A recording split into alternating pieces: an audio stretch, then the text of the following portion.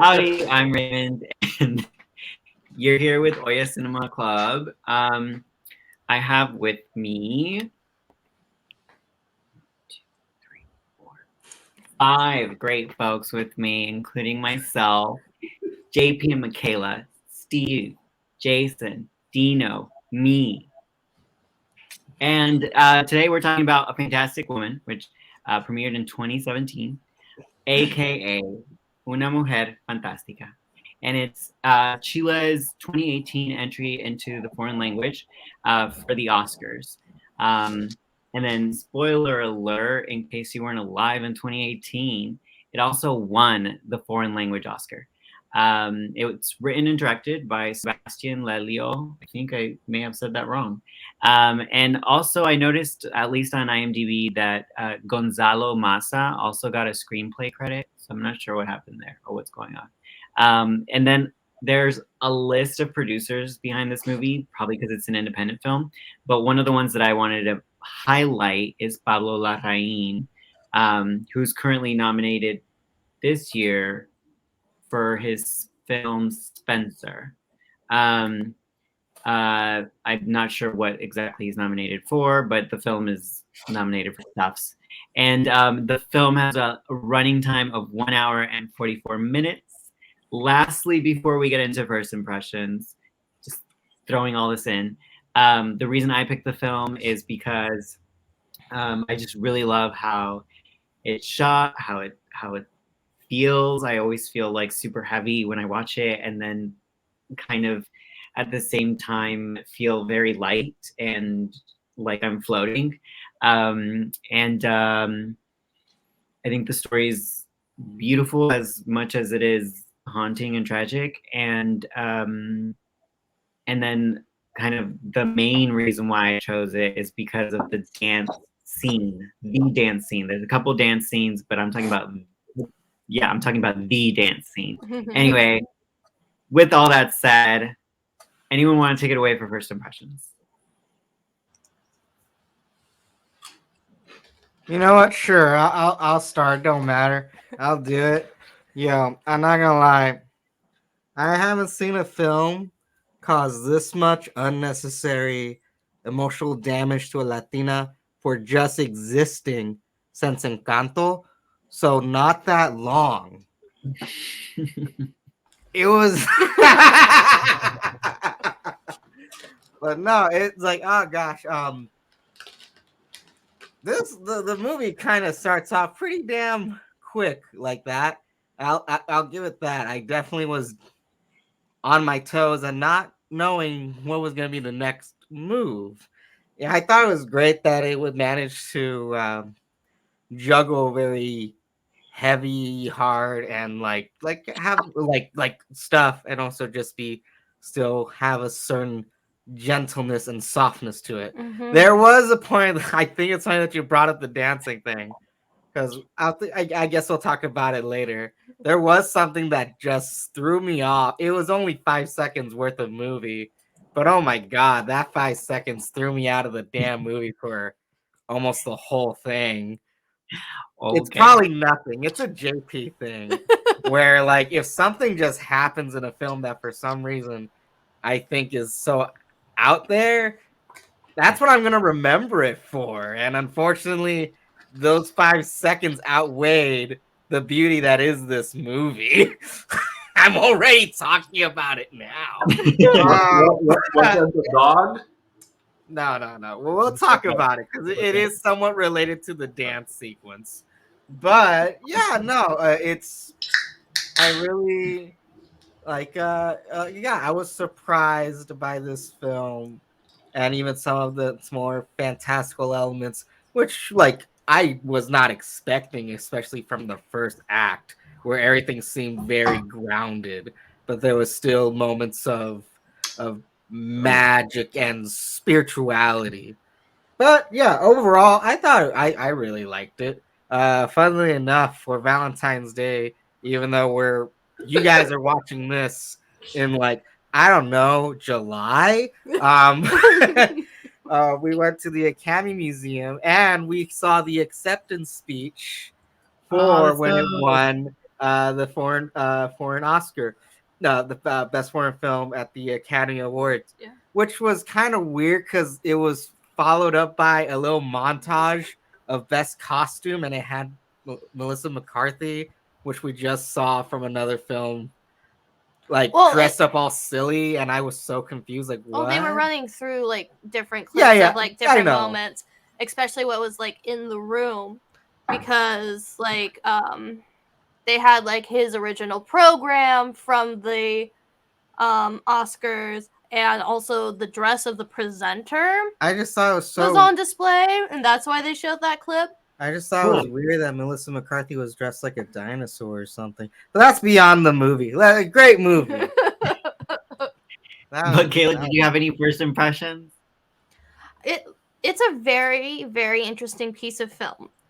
You know, it's really beautiful to look at, and like it just has like these strange contrasts throughout the entire thing, where like it's obviously like one extreme to the next, but somehow it's also in like a middle ground. Like the craziness is like crazy, but it's not like as far as you would go. Oh, but those 5 seconds though.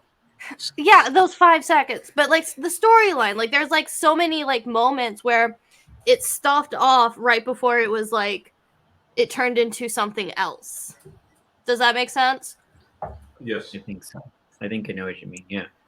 Yeah, where it's like, and it plays with real, it's because like JP was saying, it's like for such a beautiful movie, there's like a heaviness in like the cinematography and like the way it's presented. That's just like, it's very interesting how they pulled that off. And that's my first impression. Jason, Dino? Interesting stuff. Yeah. Yeah. You gave me a little bit to think about, you guys. So, I'll go. So I also had a visceral experience to this film, which I'm glad that you started off with, Raymond. There was a heaviness to it, for certain. And it brought up a lot of feelings. Uh, I feel like the movie makes for interesting talking points. I think that the movie shines a light on something we don't really get to see in cinema a whole lot. But as far as like the story structure goes, I didn't feel like a lot happened. Very simple story, not a whole lot to it. Just one big event, right? One big tragic event in the beginning, and then the rest of it kind of unfolds so slowly. But there's not really a lot of unfolding, right? So which not makes me believe, which makes it obvious that this film is like more of a character study. And for that, I thought it was fantastic. I thought like it was fantastic in the way that one, it was daring. It hasn't been done. I've never considered any of this shit, right? So it makes you think. And then I think it's also for me the way it unfolds at times could just be a me thing. Could be my first viewing of it. A little dull. There's some dull moments in it for me. But then, like, whenever I started feeling that, they would introduce some beautiful tableau, like some beautiful cinematography. And I'm just like, whoa, that feels like a painting, that moment. How beautiful. And then that, I think, expresses, like, the weight of the film. Moments like that. And I think this film would actually look really good in cinema, too. It would have been a nice experience to see it in theaters. But those were my first impressions. So yeah, Interesting. You said dull, because I think I know what you mean, but at the same time, there's usually in storytelling and stuff like that. Sometimes it's like you either want to see kind of like when shit hits the fan, or just it's a slice of life kind of a day of type of story. And I feel there's a little bit of a combination of both, right? Because it's you have the shit hitting the fan almost immediately, but then it's this like messed up. Now we're following in her day in the life of Marina, And yeah, it had so many. I thought it had so many beautiful moments, and I did feel at times like, okay, is this gonna kind of just go in your typical kind of like foreign film type of way? But at the same time, even though the story's kind of cut and dry, it kept taking little turns that I didn't see coming, that I thought were really cool. Maybe that's kind of when you also meant of like I wouldn't have even have thought of doing that kind of stuff. So I thought that was really cool, and like yeah, it kept it fresh by having these little different visual moments, and like it wasn't too over the top of in her mind and stuff like. Do you have enough for everyone? No. So yeah, but so yeah,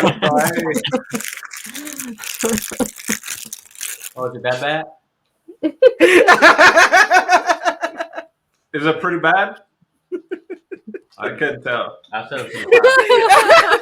Yeah, I was like, you're waiting, like you waited. You're like, I gave my thing. Oh, Dino next to me is gonna start talking. And then we just take advantage of that. No, so yeah, so I enjoyed it, and there was, and again, like it's a story that we haven't really seen, and then also there have been elements of the story that might have been sprinkled here and there in other movies, but then like Jason was also saying, the tableau and just like the way certain scenes were shot, and like with the music, there are a lot of just really nice moments in the film. So yeah, that's kind of my first impression. I enjoyed it. It was different. Thank you. How about you, Steve? I want to keep my first impression short and sweet. It was a fantastic movie. Is the first time I'm watching it, but the second time I hear about the actual movie. So not that long ago, when I was in a relationship, my other half wanted to watch this movie, and I remember getting the movie, but we never actually got to watch it. So it was great to see it this time because I legit had no idea what the movie was going to be necessarily about. And I really enjoy, one of the things that I really like was the fact that it didn't start with the actual main character of this film. It made you follow this old guy, and you like, I was intrigued of like, oh, what is this movie gonna be about? Because this is going like a direction I wasn't expecting. And in a way, that's kind of like the entire antithesis of the movie, like kind of like it's always taking choices and directions that you don't necessarily expect, but in a way that is tragic, but at the same time beautiful. It shows you the unique perspective of this resilient character, because a bunch of the traumatic things that happened to this particular character, like I would at least, if it was me doing this movie, I would have put at least a short scene where that character is at least contemplating like even suicide, because it's just like it's too many things happening to just be like, I'm just gonna keep going, you know. But it's a lot of challenges to overcome and go through, and yeah, it gives you a very unique perspective of just like how people in this particular situation could be, and it actually also humanizes people from the trans community in particular, uh, because a lot of them feel like this character, they feel alone, or they feel like they're not heard, uh, going through similar situations like this. I know this is an extreme of it, but for sure it was a great take, and something like Jason was saying, something very different. And for that, it was very refreshing to me. Steve, Yeah, so Steve, first impressions. What was that? Steve, did watching this movie bring up trauma from you from your previous relationship? that you were gonna watch with her, and now you were watching this, and it was bringing up all these issues, or no? You were able to just watch it. I said, Here, oh my bad. I said nope, not really. Like it was a great relationship. It was just it was just that we. I remember she's saying I want to watch that movie. Like there were two movies she mentioned. She mentioned that one and Gloria. I think was the other one. oh, Gloria, okay. And I haven't seen Gloria either. But I remember when I started watching this movie, I was like, oh, I remember she wanted to watch this movie, and we never actually got to watch it. So, yeah. So Gloria is also directed by the same guy, Sebastián. Oh, Oh. interesante. He did Gloria in Spanish, and then I think the film was adapted in English, but he directed, if I'm not mistaken, the English version as well, which featured Julianne Moore. And that was called Glory. It was called. No, it's a joke. Wow, Because Dad. of Gloria, And you didn't watch either film beforehand. Shame on Gloria you. Bell. Gloria Bell. Shame on you. Anyway, so for me, my relationship to the film is I ended up watching it when it came out, and then I think I watched it again because I was obsessed. And then for like a year, I would just play the dance scene over and over and over, because I'm obsessed with dance, and I'm obsessed when someone subverts my expectations of what dance is on film. And what I really love about this, maybe we can get into that 5 minutes JP was talking about earlier.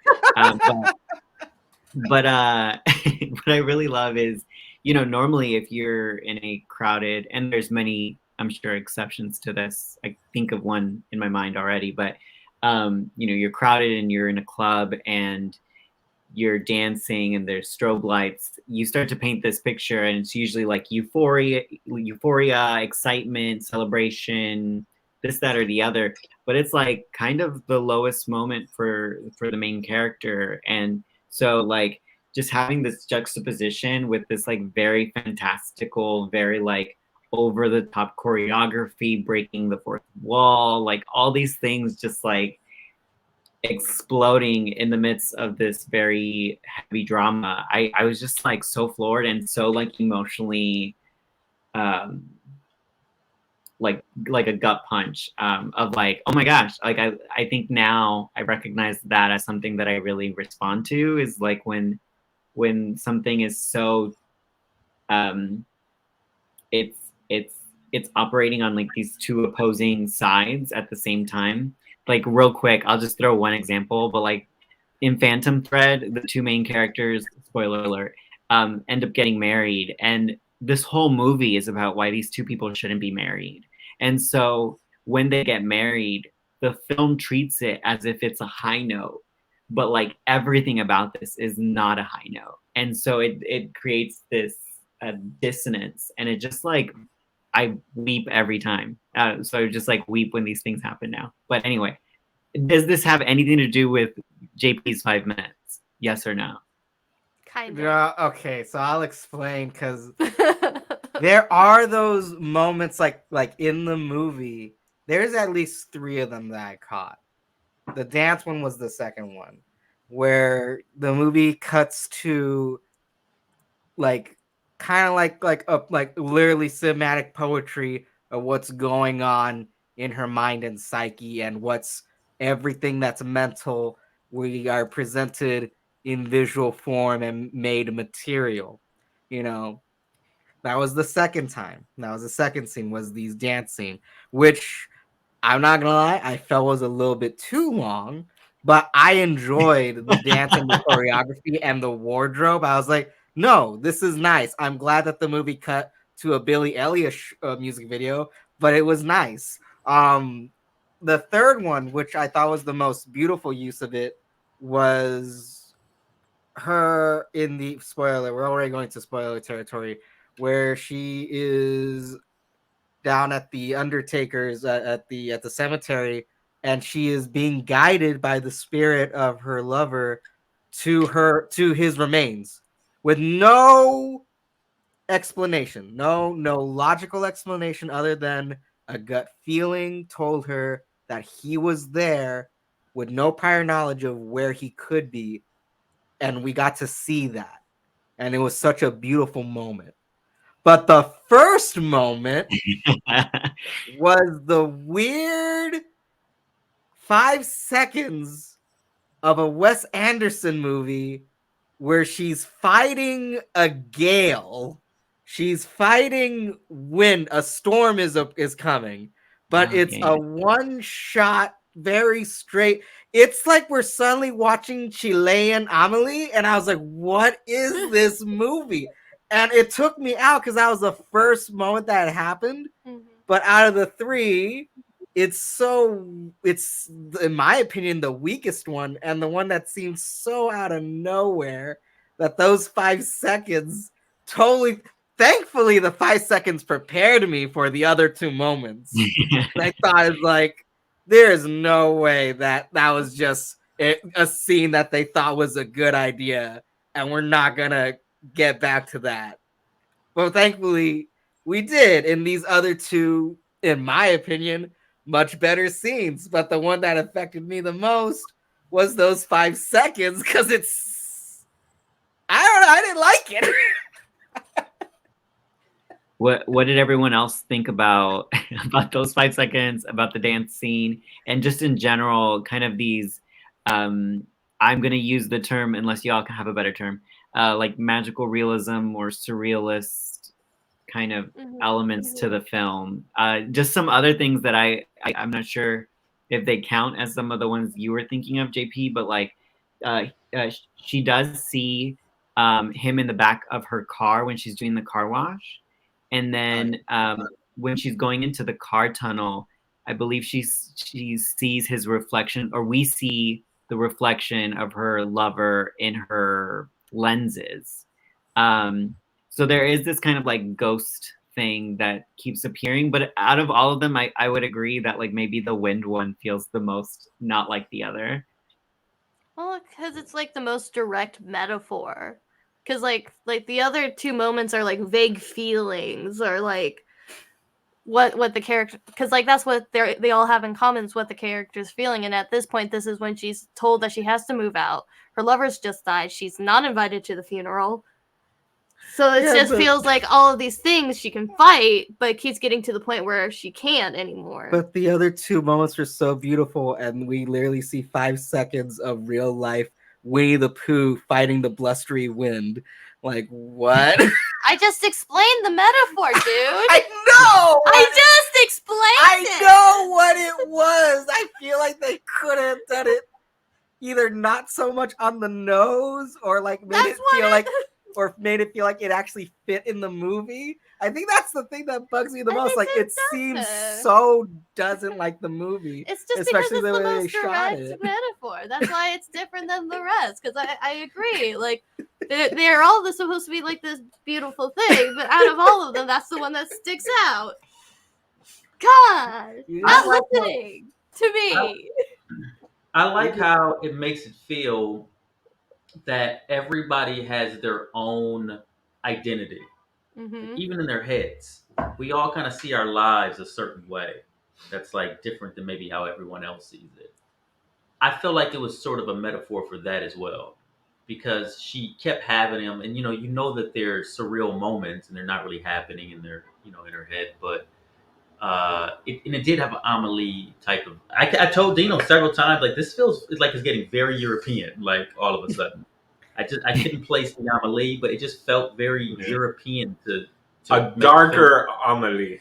Yeah, a darker, sadder, more messed up Amelie. Yeah, lots of those vibes. But I think also maybe they were trying to tell the story of how things are like bigger in our own minds, and it feels very like we're having to overcome certain obstacles, and certain moments of celebration feel like I'm winning the Oscars, when really it's like, no, you're just dancing, man. You know what I mean? But to me, it feels like I'm winning the Oscars right now. I think it's all those type of things that they're trying to play with as well. So about the 5 seconds or the 5 minutes or whatever of the dance and the European thing, when the wind gust starts, I was just like, oh man, what a great shot! Like you have the graffiti, the nice colored walls, and there's like stuff that that's stuff that propaganda, whatever that's been plastered on the walls that's peeling off, and like the wind starts blowing, and I'm just like, oh man, how do you even? I kept saying that a lot. How do you come up with the idea for that shot, right? And I was like, oh, it's really windy. Let's set up a shot here. Production value. And then it was like, oh man, it's really getting windy. I was like, oh, now it's really windy. He's not lying. This was his real commentary, like verbatim, as he was watching that scene. And I was like, Michael Jackson, because it's just, I was blown away. I think the best scene in the whole movie, if I'm being completely honest. It was so great because it is about sometimes how you feel, right? What the emotion, like how weight on you feels like, how everything, And what I did kept looking up, well, not looking up, but what I thought was interesting, and I'm glad I like saved it and all that, was like, what was she singing and like the aria and stuff like that. And in it, there's stuff about storm and about the gusts of winds blowing you and stuff like that. It's the aria is called it's George Friedrich Handel, Ombra My Fool, which is, never was a shade. But yeah, so it was just so cool seeing like all those different connections. And the dance, yeah, once you started seeing like that she was seeing her partner and it kept popping up. And then I was like, okay, so there's a little psychological stuff with her of just seeing him. But then other things in reality started to kind of change. And it's kind of like what our minds do to help us get through trauma, right? That's a big thing also that has been studied. Not to like, this is definitely a little bit more in the magical sense, but there is all the study of how brain and the subconscious and everything deals with trauma that is physical, but also at times just mental trauma. So yeah, I noticed I was fine with the dance. Just dance. Steve, do you have any thoughts about any of the like surrealist elements? Do you have any thoughts about the wind or the dance break? I just thought, again, I get very shocked and surprised about how amazingly well all these foreign films are. Because you get so trapped in the box of Hollywood that you just think that's the standard and that's everything, versus like look at a movie like this that it doesn't have the typical story arc that a Hollywood movie might have. The lighting was extremely amazing. The cinematography was great as well. And just the way they presented the whole story arc that I made you guess what's coming next. Like, I wasn't even thinking, is her life going to get worse? Like, I wasn't even thinking about that, but it was like constantly getting heightened. And yeah, I enjoyed this movie a lot. So that's what I gotta say. Sweet. I actually didn't know that. I was wondering about the aria at the end. I did not know that what you mentioned. Some other stuff that which now that you've told us that I kept going back to were like some of these recurring things of water. The film like opens up where they were supposed to go for their trip, which is the waterfalls, and then Iguazu Falls. It is beautiful. It is one of the seventh wonders of the world. I recommend it if you go to South America, especially if you're like, oh, I'm thinking of going to Brazil or Argentina or even Paraguay. It's like you gotta check Iguazu Falls. It is beautiful, especially now before the water dries up. and there's no more, because that's the beautiful season, and sometimes it's a little trickle. Anyway, Iguazu Falls, I used to go like every other year when I was a kid. Just great. That's so cool. Yeah, well, they end up repeating kind of the waterfall element, like in the car wash when it's raining, and then also breath is a big part of the film. Oh my god! Yeah. It opens up with breath. They have sex. They're in the elevator and there's breath. It's very heavy, like the sound of it.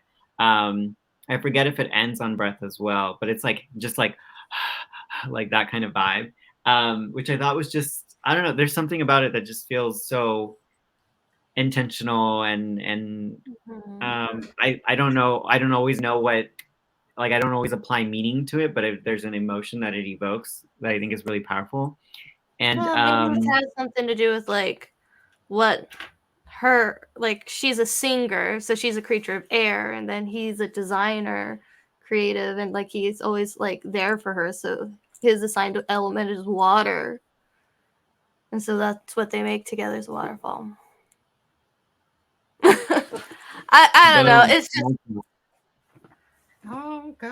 I think no, but like as a singer, like breath really is an important core part. That was like another thing I loved about the film, is how like they really do like make sure you know that she's a professional singer, like throughout the entire film. It's like just even when they're doing like the little warm-ups, that was the thing that got, it's like that's really cool.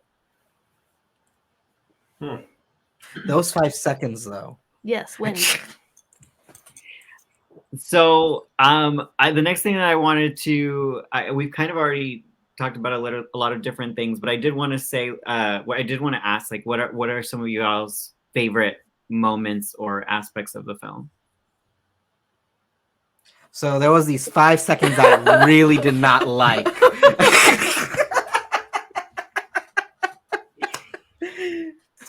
Cut to someone else. I apologize. Well, okay. There was something that was unresolved for me, and that was the key, the 181 key. And she gets to the locker or whatever, and it's already, busted open or whatever. No, it wasn't busted open. She opened it. Oh, that was supposed to be her opening? Yeah, she opened it and it was empty? Yeah, it was empty. So it was, and everyone was, I was thinking, I was like, oh, maybe that's where because he misplaced the tickets, right, to the Iguazu Falls. So I was like, oh my God, the tickets are going to be there. She's at least going to be able to go to the Iguazu Falls. And then it opened and it's just empty. And it's just another thing. And I thought, I was like, because, I was expecting there to be a little slimmer of like happy ending note. And it just turned into, well, the happy ending was that she got the dog, right? She was able to get the dog, but she just kept on trucking, But a favorite scene, I mean, the wind is epic. I feel like the wind is epic. Yeah. That one shot, and then I enjoyed her singing at the end on stage, because it was like her taking control of that whole final, like it kind of ends abruptly, and it seems like, oh, there was no resolve or no happy ending or whatever. But to me, that's kind of a happy ending, because like all the crap she had to deal with, she's there. And maybe because I imagine the majority of all of us are kind of performers, and usually when you get on stage, it's like, no matter what else is happening in my world right now, this I can control. And so I thought that was a really powerful kind of ending of her just being on stage, and it was beautiful singing. So yeah, I think my favorite scene, I feel like it bears repeating. Actually, it's not the 5 seconds, but her like going to like being the final person to actually be with Orlando. Because I feel like that's also a really good victory. Like after being denied him, for like the whole fucking movie. It's like she was the last one to say her goodbyes to him before, you know, he becomes nothing but dust in the wind. And also like the scene leading up to that, because I don't think I kept my mouth shut during that scene. It's like that can't be him. Like, and a part of my weird brain was like, wait, is he alive? Is he not? Is this a ghost? But it's like it's so great that, you know, like she felt a presence, and through that presence, it takes form of him, and you know, and then they have that very passionate moment, and I haven't seen such central macking of an ectoplasm since Ghost. Remember that scene, that clay pottery scene with Patrick Swayze? Wasn't that hot? It's not necrophilia because he was a ghost. It's ethereal. It's not okay. He was still alive in that point, by the way. In your life. Yeah, he was alive. That means you Googled that. It's when she kissed Whoopi, but it was him. That's where it got interesting. You Googled that. I didn't know what the word meant. It was one of the few times I actually opened a book. The dictionary. Wait, which word? Ectoplasm? What? What word did you Google? Necromancy, ethereal. Necrophilia. That is nothing more. Those are a lot of SAT words all at once.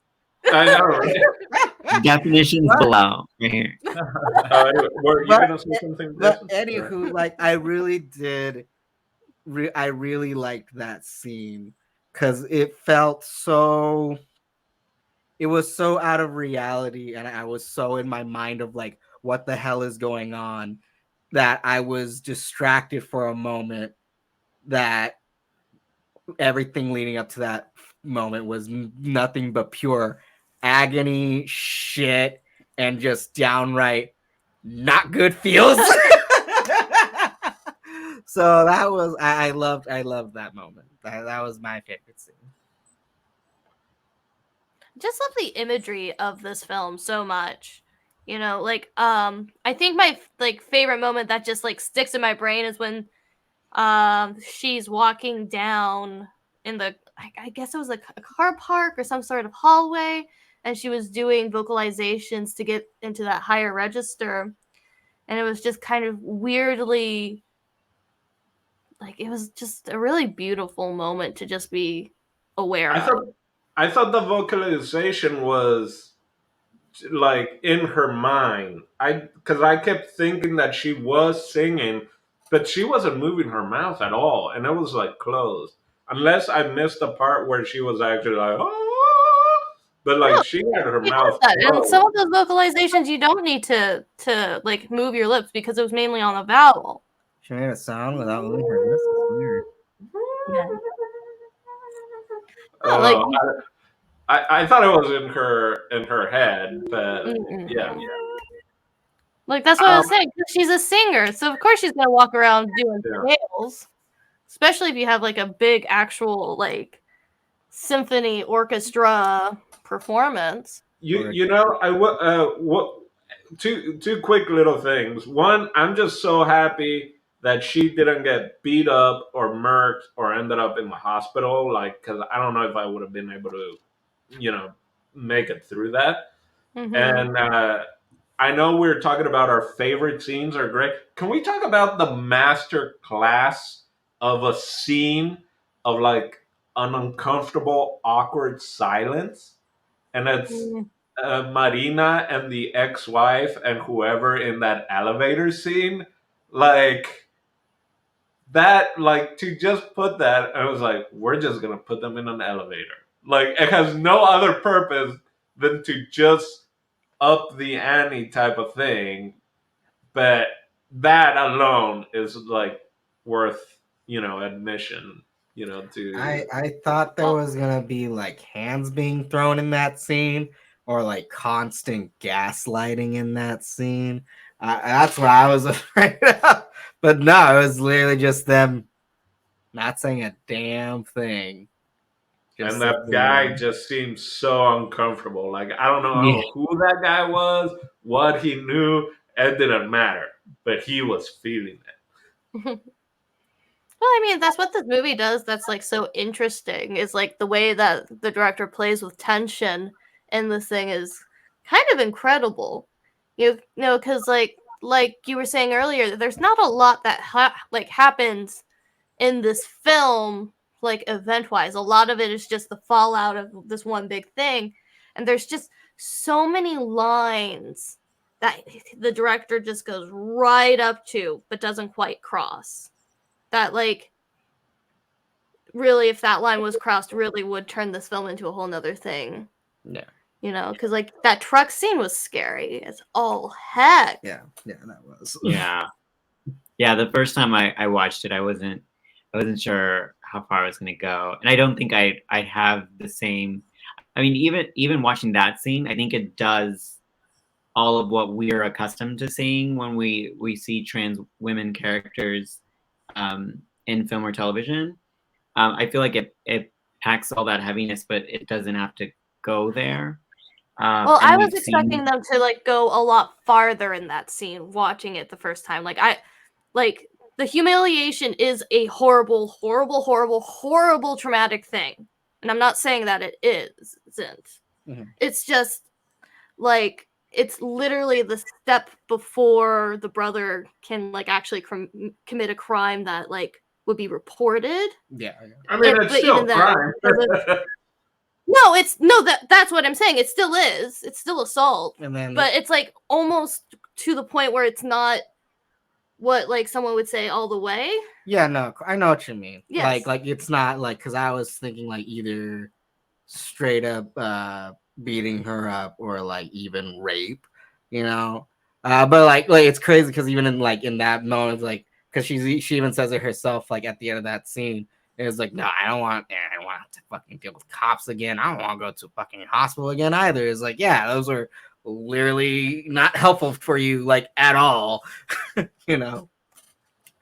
So, but yeah, that scene was intense. I haven't felt so nervous about people in a car since that Bo Burnham movie, which was not that long ago. Yeah. No, that was also a very tense scene. Yeah. Just cut to someone else. All right. So unless someone else wants to share a fave moment, I figured we could get to final thoughts. Okay. There was some very openness in that finality. You know, I don't was think trying we're to quite think- ready for the final thoughts. I was considering if I actually had a favorite scene in this thing. And I think, if anything, it's the wind blowing scene, that's about to knock her over. But there's a lot of scenes that made me pretty uncomfortable and kind of sad in this movie. So the director does a really good job of playing with your heartstrings in this one and kind of keeping you off balance and not knowing where the thing goes. Those are my favorite moments of the film, not necessarily a scene, just how well it's orchestrated in that way. Because like you guys all said the same thing. Like at any point, this thing could went to another direction, and you wouldn't have been surprised. You're like, oh, okay, that's what this is, and then it kind of defied all those expectations. And maybe a part of that is because the trans character gets to the end. You know what I mean? Like, oh, she saw the end. There's hope for her. If a character gets to the end, there's like hope. If she doesn't get to the end or gets to the end so badly, brutalized by the world around her, then it's like becomes a little bit hopeless. This movie offers hope, Yeah. and that's orchestrated, and so I think that's what I like the most about it. Also, that could also be my final thought. So there. For final thought for me, I kind of Wait. If we're going to final thoughts, let me say one of my favorite scenes. It's small, it's quick. So those 5 seconds that JP hated, no, it's not that one. So it was a very small moment in the film that I really liked because, again, like I said before, like If I was going through a situation like that, or if I was making this movie at least, then I will contemplate putting maybe like a couple seconds or something where I'm contemplating, suicidal thoughts or something like that. But what I did like in this movie is very small part, and is when the world is crumbling, all these things have happened, um, and she's at work, but before actually being at work, she's punching this thing Oh, and yeah. kind of Mhm. letting that frustration out, because it's a lot to deal with. And just that moment, and then to add the touch of like, hey, like come back to work and stuff. And it's like, oh, I'll be there in a sec. Boom, boom. You just keep banging that. Like, to me, I resonate heavy with that because, yeah, I need to work out every day in order to like let steam out. And I enjoy that scene a lot, even though it was like a quick one. And they do even go back to it at the end when she's leaving her. I'm assuming it's her apartment. She's living on her own again, and she has like her punching bag, right at the exit of her apartment. So she like punches it before she goes out. She also did some shadow boxing, more like Yeah. shadow punching. It wasn't like a full on thing. I have a quick question. I know that it's kind of in between. Did anyone watch this movie for the first time, not knowing that it was about a trans woman character? Yeah, me for one. And you did you notice? Because I knew going into it. I mean, did you kind of know almost immediately that it was trans, or was there a moment where it kind of hit Yeah. you? So I didn't know what this thing was about. I never even heard of it. Never saw any trailer or preview or press or anything. Did I know it was a trans woman? I did, but I forget at what point. I think the first time it Uh-huh. comes up story wise is when she's asked to identify herself with the police officer, I believe. Okay. In the story, that's the first time that it's paid attention to. I start to notice in when they were going to the hotel. And I was like, yeah, when they were like going into the hotel, there's stuff I started to In notice. the dinner, after the birthday dinner, so pretty Yes. early. Yeah, Okay, pretty early. yeah, That's they when I were. was like, oh wait, okay, Yeah. yeah. Anyways, but yeah, so that's the point. If that's what you're asking. Right. So And I didn't know either, but I noticed almost right away. I think, can correct me if I'm wrong. The first scene where she shows up is when she's singing, and that's where the guy notices her. Mhm. That moment immediately, I got it. Okay. But that was me.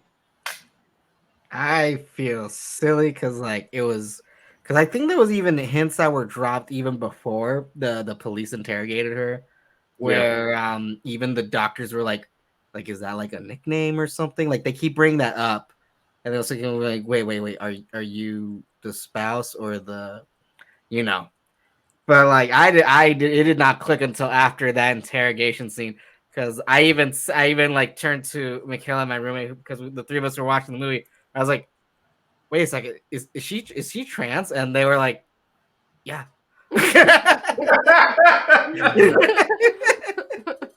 But like no, I was so I was so taken aback because I was like, what is the problem? Like I got the suspicion, of someone leaving the hospital afterwards, but I was like, you don't know how people are gonna grieve. I get that, and I was also, very she was on the surprised. phone. Wait, She was on the phone with the brother, and the brother was like, Yeah. "Okay, I'll take care of it. Please don't call anyone." All Yeah, right. Yeah. yeah, and I like it was so weird because like I thought like, is this film gonna be about like a crime or something? Is this person involved in some sort of weird seedy thing that was with this old man? And then even her having the reluctance of showing the ID, which I was like, I get it, like you did nothing wrong, but it seems so kind of like, in my opinion, normal to just like, okay, just abide. It's just a card. It has my name on it, whatever. It wasn't until after the scene I was like, wait a second. But yeah, I didn't get Well- until like after that. What's pretty as part of my final thoughts, what's pretty dope about this film is that we were having a lot of, well, I'll say a lot, but I'll put in quotes a lot, of Oscar films from the US or US and other countries that did feature trans women characters, but were often played by cis hetero men. So this is dope because the actress who plays the main character is Daniela Vega, and she is a trans woman who actually, I don't know the full background story to this, but she originally was attached to the project as a script consultant. And it was through kind of sharing her own story with, I'm assuming, Sebastián, that he started to take an interest in her as possibly acting in the film. And so she ended up becoming the main actor, which is like really dope because, again, like The Danish Girl had come out in 2015 and was nominated. This came out 2 years after and did end up winning. So this is the definitely the first foreign language film with a portrayal of a trans character in the lead role. And then Daniela did get to take which I think is what JP was mentioning earlier, maybe, I'm not sure.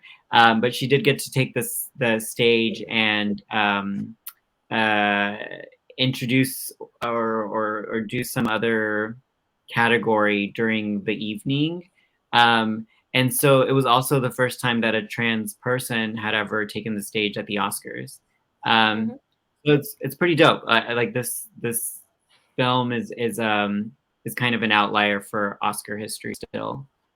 Well, to me, I don't know about like for me, it was super interesting watching just because me growing up in Paraguay, and there's certain things that I'm just like, oh boy, I was like, this is not good in Latin America. You know what I mean? Like the amount of homophobia and everything else. So just watching this movie, I was just picturing this in Paraguay, right? And like just like all the things. So yeah, I was like, this is leaps and bounds of anything that I would have thought would have been something possible, like 10 years ago, of just like, let's tell this story. Let's tell this story in a Latin American country. I just, you don't really see that. So I would go that, I guess, into my final thoughts, that I was like kind of adding on what Ray was saying, that, it clearly is a first on many different parts of not just international film or film in general, but then at the Oscars, like putting that kind of front and center. Because I do remember that when I came out, and that she was on stage and stuff like that, and it was really big moment. And to that, I will say, no one brought up this scene, but again, of just the composition of shots.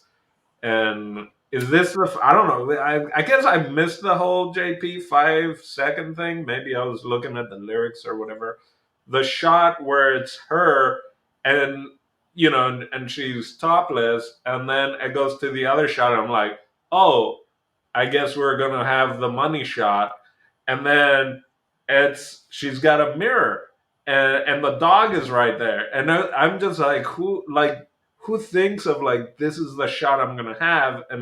And there was a lot of mirror play also throughout the movie, which I thought A was lot, yeah.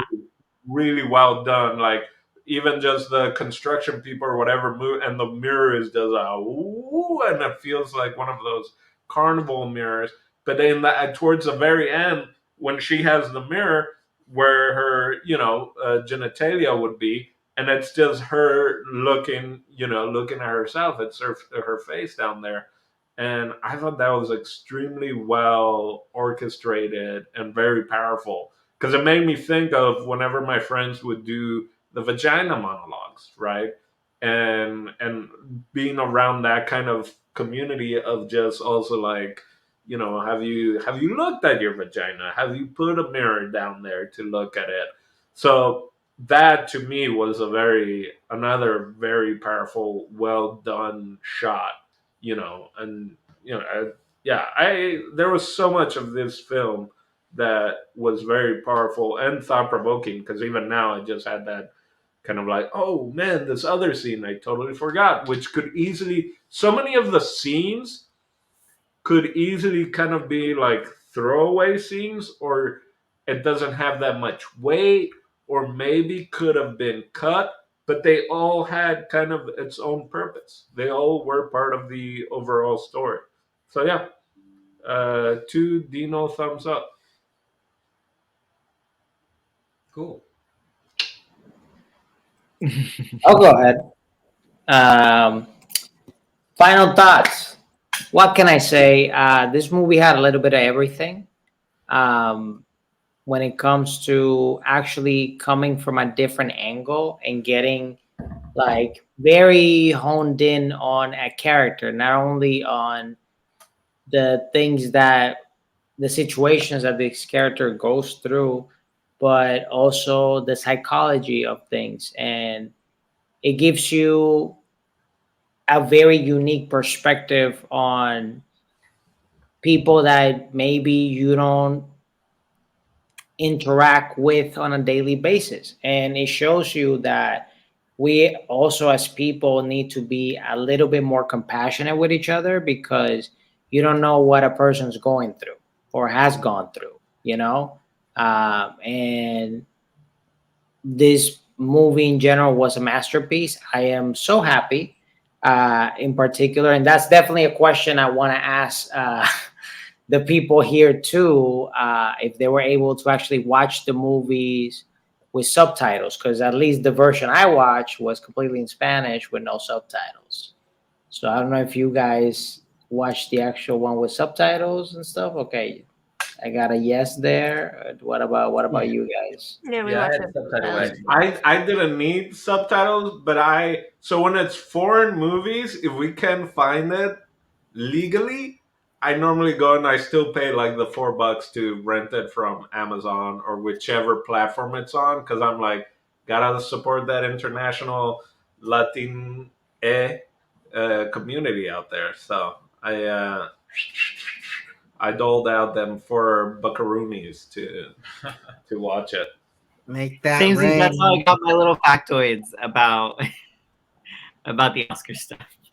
Oh, the Thank you, X-ray Tom. stuff that pops up and read it, Yeah. or Pop oh wow, video.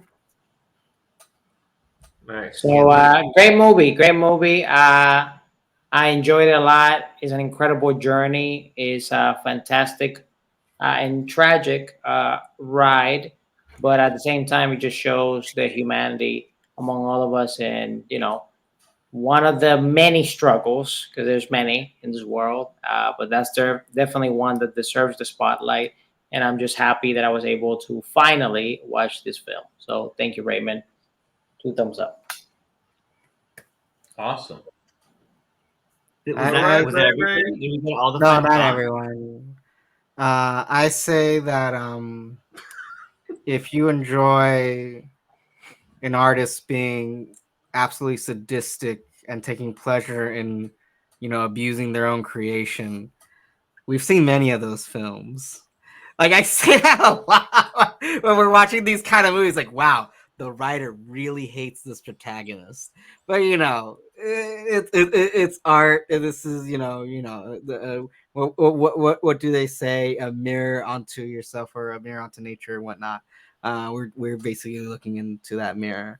But why am I doing this? I don't know. I feel like I'm like just stupidly mansplaining right now, and like I'm trying to make a joke, but there's no humor in it. It's a wonderful film. You should have like trigger warning though, like because god damn, like the amount of emotional damage, physical abuse, just everything downright. Like you do not want this. You do not want this.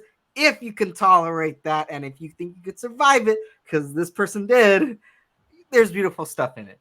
And 5 seconds of a weird Wes Anderson movie taking place in Chile for some reason during like a very blusterfully day. A very blusterfully day. JP, do you need a hug? Wednesday. Okay, can you hug JP for me? There you go. Well, But yes, I haven't done this in a while, but definitely a B+ movie. B+. Jason, Alright. you got a question? Yeah, thanks for asking. Steve, I have a question for you. What do you got for us next week? Next week, I don't know why you asked me, because you know that it's you. What? Yes, you, Jason. All right, so I decided to go mid 80s for you guys this week as I was churning through my movies that I have never seen that I want to see, and I'm going to drag you guys along on the journey.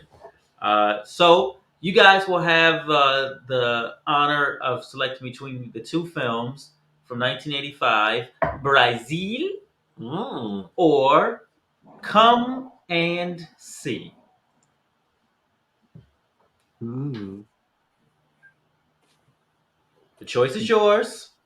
Choose Can your I own ask adventure. genre? What genre each of them is?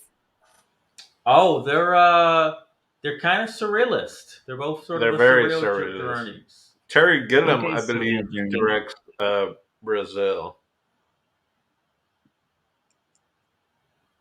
I haven't heard this one. I've seen the what is this one? Come and See.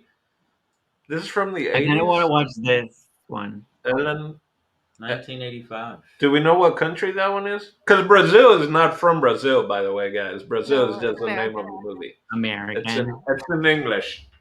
And it Don't has worry. Mario in it. It does have Maybe Mario. that's why. Maybe that's why I want to watch Come and See. Come and See feels a little like a non-American moment. Kinda Yeah, feels I like feel Blade like Runner, but Come and without See. Blade Runner. All I can give you guys is a tip. I think it might be like Danish or something. Yeah, okay. Brazil is down. directed by one of the Monty Python guys, Terry Gilliam. Is that right? Or the other? Who's the other one who directs a bunch? I don't know. I I've think never it's seen actually him, these movies, Terry. so I'm Terry along or for is it Terry Jones? Not Terry Jones. Terry Ooh, Gilliam. Jones. I got my So, pick. Billy, Y'all got your picks? I'm still debating, my dude. God damn it. I feel like you're gonna Okay. be in the minority in this one. Yeah, it is Terry Gilliam. Good. I'm glad. Shit. I hadn't even thought about which one I want to see yet. So this is. Well, you don't get. Oh, to do I not vote, get to right? vote? Only you're the. Only if there's a You're a tie. tiebreaker, in case. Okay, Terry that's Gilliam cool. and Well, y'all Douglas do what y'all gotta Adams. do, baby. Y'all So do wait, that. which one is one and which Brazil is one I'm assuming. and Come and See is two? Shit. Well. It doesn't matter Yeah. who wins. That second one's gonna be in my nightmares tonight. So give us a countdown, Jason. Okay, in 3, 2, 1. Oh wow, that's Oh. that's Oh no, if the two has it. Yeah. The twos have it. We will be viewing Come and See, the 1985 weird movie of choice. Yeah. There you oh go. boy, we're going back to the future. I ended up going with Come and See just so that JP has nightmares. I just accepted it. It's very Well, thoughtful. because I remember I just saw Brazil recently mentioned for something. So I was trying to go the less creepy route, but I mean, you know, you guys picked it. So for Raymond, Jason Echoes, El Dondino, Michaela and JP, and me, Steve, that's TV. We'll catch you next week. Bye-bye. Bye. Hey, I'm JP Cerno. Thank you for watching Oye Dimelo Network. Please click here for additional videos and don't forget to subscribe. That's our new theme song.